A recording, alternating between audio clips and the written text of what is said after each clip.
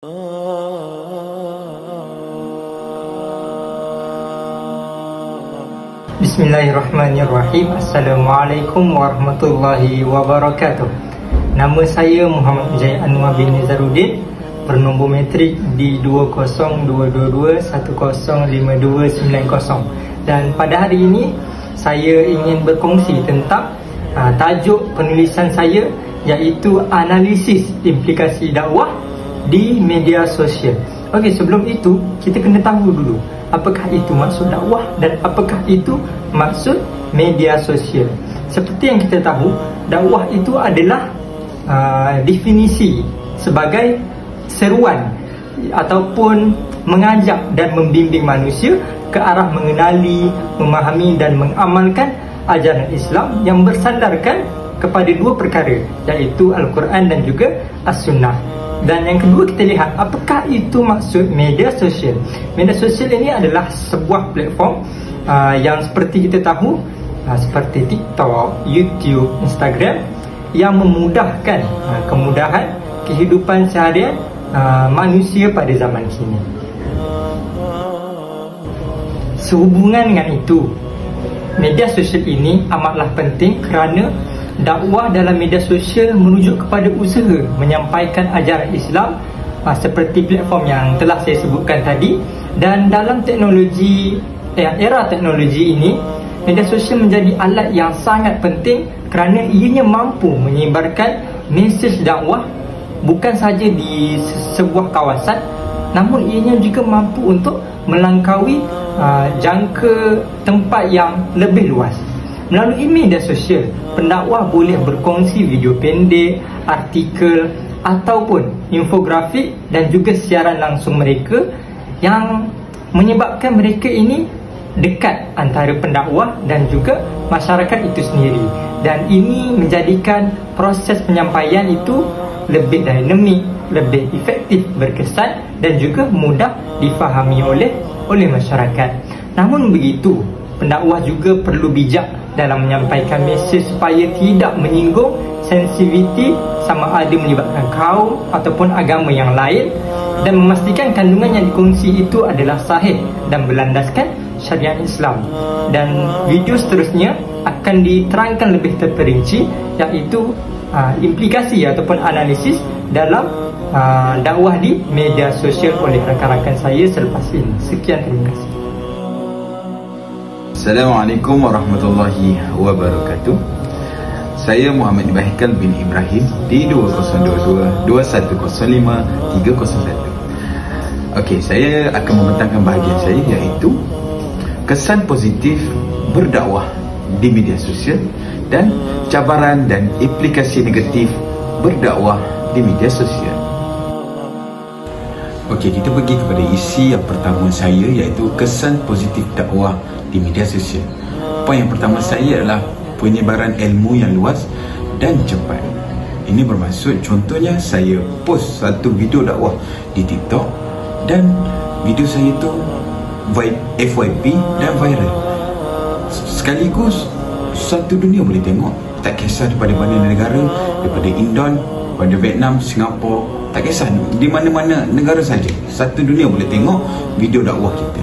Okey, yang poin yang kedua ialah meningkatkan minat terhadap ilmu agama. Seperti yang kita tahu, dekat media sosial ni bermacam-macam cara dakwah. Dari segi, ada yang daripada lagu, ada yang daripada lakonan, bermacam-macam. And then daripada situlah kita dapat meningkatkan minat kita terhadap dakwah di media sosial ni. Salah satunya kita dapat menarik golongan muda. Okey, yang ketiga iaitu akses mudah dan tanpa had. Ini maksudnya kita boleh post dakwah tu semuanya di hujung jari. Tidak kira masa, tidak kira tempat, macam-macam.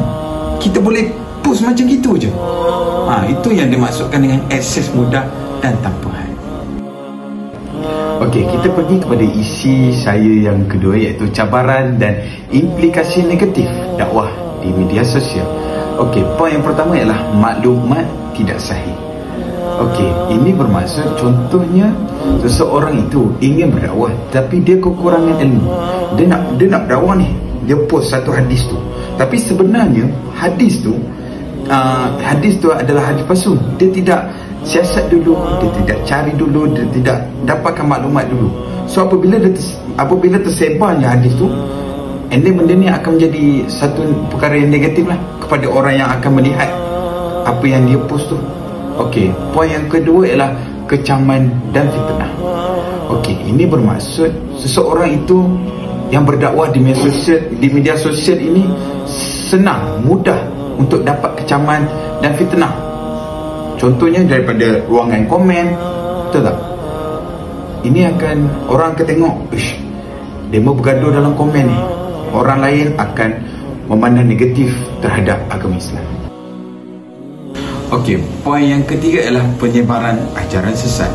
Okey, seperti yang kita tahu, legasi-legasi atau kumpulan-kumpulan ajaran sesat ini, dia orang pun menggunakan media sosial ni.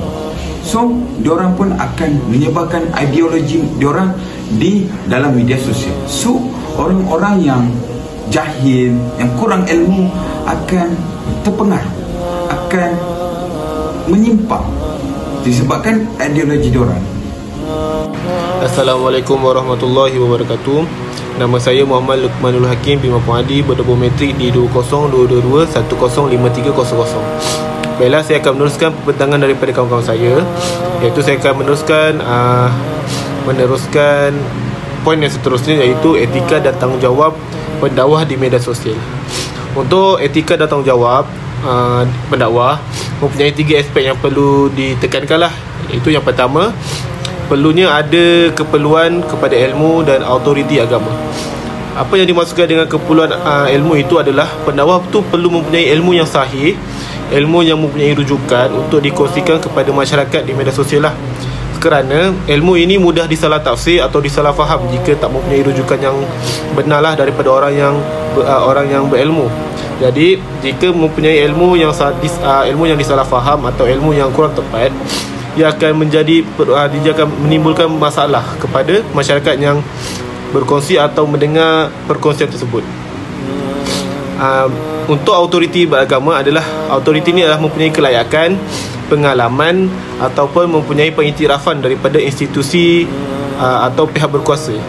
Jika tidak mempunyai autoriti agama daripada pendakwah sendiri itu tidak mempunyai autoriti, dia akan menimbulkan kurang keyakinan, menimbulkan persoalan daripada kalangan masyarakat tentang kelayakan pendakwah itu, kerana bimbang terhadap perkongsian yang tidak sahih atau tidak benar atau kurang tepat daripada pendakwah itu sendiri. Jadi mempunyai ilmu itu adalah sangat penting, dan autoriti itu adalah merupakan salah satu tiket untuk meyakinkan masyarakat. Jika kita mempunyai autoriti, insyaAllah ilmu tu mesti ada juga, kerana ilmu itu adalah penting untuk masyarakat mengetahui sama ada yang dikongsikan itu adalah benar ataupun tidak. Okey. Aspek yang kedua adalah etika dalam menyampaikan nasihat dan teguran, yang mana kadang-kadang pendakwah ini dia menyampaikan teguran dan nasihat dengan cara tersendiri, tanpa memikirkan perasaan atau pandangan daripada masyarakat yang mendengar atau melihatnya. Jadi perlunya etika dalam menegur dan menasihat ketika melakukan perkongsian itu. Contohnya, pendakwah itu berkongsi tentang sesuatu ilmu dan di komen atau dibalas oleh ruangan komen dibalas oleh masyarakat yang mendengar. Jadi mungkin dengan cara balasan daripada masyarakat itu kurang menyenangkan dilihat oleh umum. Jadi pendakwah itu perlu menegur dan menasihat dengan cara yang lebih sopan, dengan lebih beretika, agar tidak mengguris perasaan orang yang membalasnya, orang yang melihatnya kerana takut. Jika dia menegur, mungkin orang yang tidak berkenaan pun terasa dengan teguran itu. Jadi perlunya ada etika dalam menegur dan nasihat oleh pendakwah lah. Aspek yang terakhir adalah menangani isu perbalahan dan komen negatif, yang mana dia merupakan cabaran yang besar oleh pendakwah yang sering berhadapan dengan kritikan, fitnah atau serangan daripada pihak tertentu lah. Jadi pendakwah ni perlu mempunyai tanggungjawab dalam bersikap profesional dan berhemah dalam mencerminkan kematangan diri, kerana pendakwah ni perlu ingat motif utama pendakwah ini menyampaikan ilmu di media sosial adalah untuk apa. Kerana pendakwah ni tidak perlu memikirkan komen-komen negatif atau perbalahan yang menjatuhkan imej pendakwah. Kalau boleh, pendakwah tu perlu fokus dan bersungguh-sungguh dalam menyampaikan tanpa melayan atau memikirkan apa yang dikatakan oleh masyarakat, kerana pendakwah itu perlu yakin apa yang disampaikan tu adalah benar. Okey. Baiklah, sekarang saya teruskan dengan topik yang seterusnya, iaitu peranan yang dibawa oleh masyarakat dalam menyebarkan atau menghalang pendakwah ni atau dakwah di media sosial. Maknanya masyarakat ni mempunyai peranan lah dalam media sosial ni, sama ada untuk memberi kesan kepada dakwah itu melalui boikot atau menyebarkan. Okey. Yang pertama, dia mempunyai 3 faktor. Faktor yang pertama adalah budaya virality atau budaya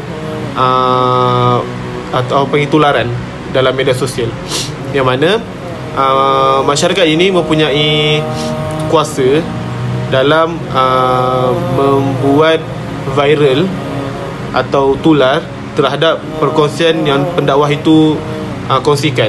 Contohnya, jika konten atau ilmu yang disampaikan oleh pendakwah itu menarik, bermanfaat dan dikongsikan kepada ramai, jadi masyarakat berkongsi konten yang disampaikan oleh pendakwah itu dengan sangat pantas. Jadi dengan itu mudah video atau perkongsian pendakwah itu menjadi viral.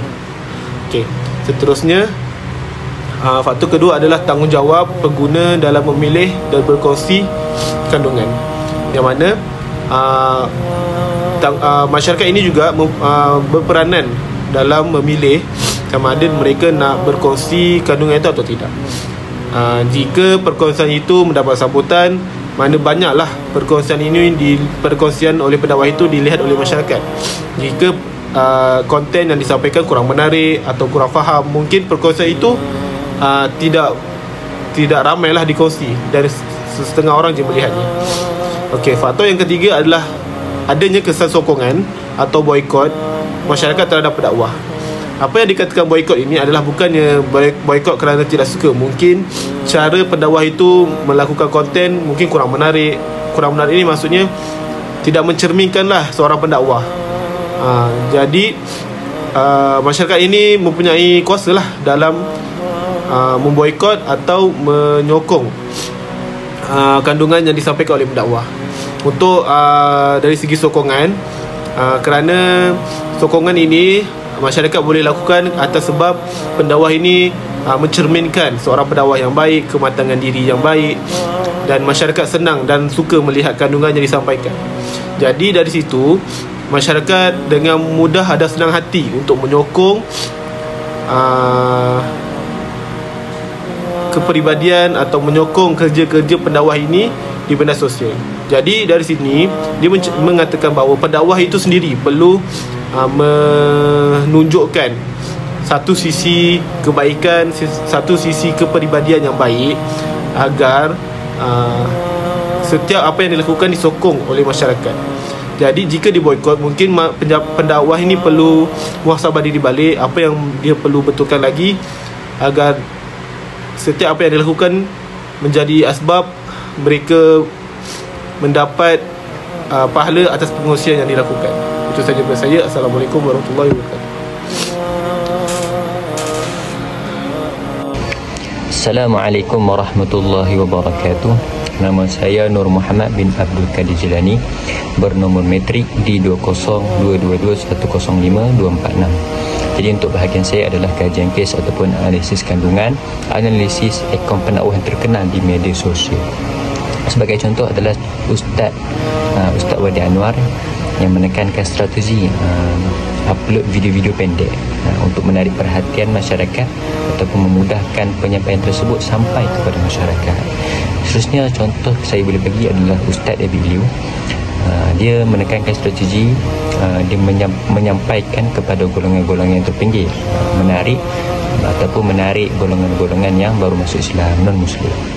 Itu untuk ekor-ekor pendakwah yang saya boleh bagi contoh lah. Seterusnya, bila konten-konten dakwah untuk menarik reaksi ataupun kesan kepada masyarakat, konten-konten tersebut mestilah kreatif. Jadinya pendakwah ni, mana-mana pendakwah pun kenalah menggunakan kreativiti yang tersendiri dan berinovatif untuk menarik konten-konten tersebut menjadi viral lah, sebagai contoh viral sebegitu. Jadinya pendekatan untuk berdakwah ni ada dua jenis. Yang pertama adalah konservatif dengan kontemporari. Konservatif ni dia merujuk kepada pendekatan yang secara tradisional lah, sebagai contoh ceramah, masuk kuliah, tengah kuliah, macam tu. Kalau kontemporari ni menggunakan zaman sekarang lah, menggunakan media sosial sebagai platform untuk kita, untuk pendakwah ni, untuk menyampaikan ilmu dan sebagainya. Jadi di antara kedua-dua pendekatan tersebut terdapatlah pro and cons lah, ataupun kebaikan dan keburukan, begitu. Jadi untuk cadangan dan penambahbaikan kepada pendakwah-pendakwah yang di luar sana, jadi yang pertama adalah bila mana kita nak gunakan platform, kita kena menggunakan kreativiti macam kreativiti semasa lah, menggunakan audio yang bersesuaian dan sebagainya untuk menarik konten-konten dakwah supaya lebih viral dan masyarakat dapat terima dengan lebih baik dan dapat dikongsi kepada rakan-rakan yang lain. Seterusnya, mungkin pihak polisi atau pemantauan untuk menyemak balik kandungan tersebut ataupun menyemaklah kandungan dakwah oleh pihak yang berautoriti. Pihak berautoriti ini seperti pihak JAKIM lah, untuk memainkan peranan untuk menetapkan garis panduan supaya konten-konten dakwah tu konten-konten dakwah itu merupakan konten yang berisikan sahih dan benar, supaya tidaklah ilmu tersebut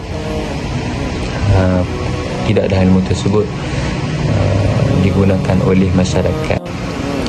Seterusnya, cadangan ataupun penambahbaikan yang boleh dilakukan adalah memantapkan polisi ataupun kandungan ataupun pemantauan kandungan dakwah oleh pihak yang berautoriti. Pihak yang berautoriti ini seperti JAKIM lah. JAKIM perlu memainkan peranan mereka untuk menetapkan garis panduan agar kandungan dakwah di media sosial itu terpelihara.